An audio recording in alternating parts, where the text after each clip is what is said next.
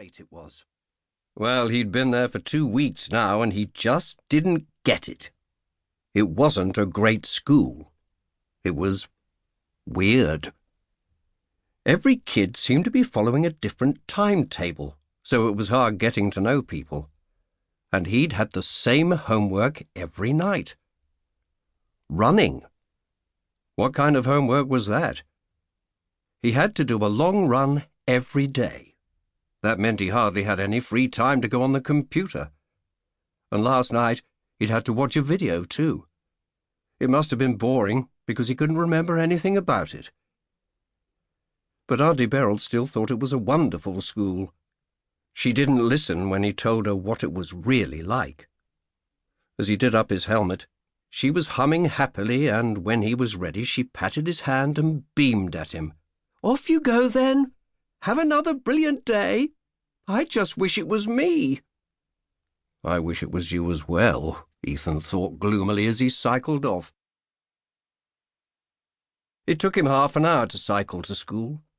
He arrived 15 minutes early, locked his bike in the cycle shed, and joined the line of kids trudging round to the students' entrance. In the beginning, he'd tried talking to some of them, but they never said anything back except, "Another day at school! Isn't that great?" No one ever moaned. And no one asked his name. Even the kids in his class hardly knew who he was. He trailed into the classroom still 10 minutes early. He was always one of the first, because Auntie Beryl was so keen to get him to school. This morning there were only 3 other people there before him. A couple of boys, Harry and Josh, or was it Simon and Jude, and the tall bouncy girl called Angelica, who ran the coffee stall in the canteen. She was always early too, because her mum was the deputy head. Miss Wellington came in 5 minutes later. She nodded solemnly as she checked Ethan's homework log. "That's excellent. Your running times keep getting better. And I have some good news for you today. You won't be doing maths this morning. You're moving on to a personal timetable." Ethan frowned. Maths was one of his favourite subjects.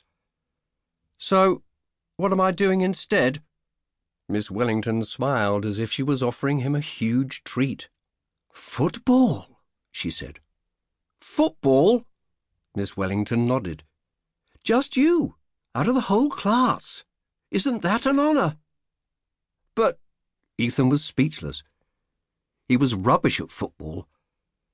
At his old school, the team that got him had always groaned. In a nice way, but loudly. Why would anyone choose him out of the whole class for extra football? "Must be a mistake," he muttered. Miss Wellington didn't see his expression because she was busy turning on the computer. "There's no mistake," she said briskly. "Special instructions from the headmaster. You have to go down to the changing room straight after registration." "But I haven't got any kit." "Kit will be provided." Miss Wellington looked away and started tapping at her keyboard, logging on. v.wellington.geography and then ice cream 123. Ethan was so dazed he just stood watching her, until she turned round impatiently. "Go and sit down. I need to take the register." He walked to his seat feeling gloomy. The running homework was bad enough, but this was much worse. And when he looked through the window, he could see frost on the football pitches. He was going to freeze. He was so busy staring out of the window that he missed his name on the register. Angelica nudged him with a sharp elbow. "Stop dreaming," she hissed. "Sorry," Ethan muttered. He looked up at Miss Wellington. "Yes." "Thank you," Miss Wellington said gravely. "I knew you were here, of course, but things must be done properly. Those are the headmaster's instructions." She looked down at the register again and called the last name. "Lizzie Warren." "In America," shouted everyone except Ethan. Miss Wellington.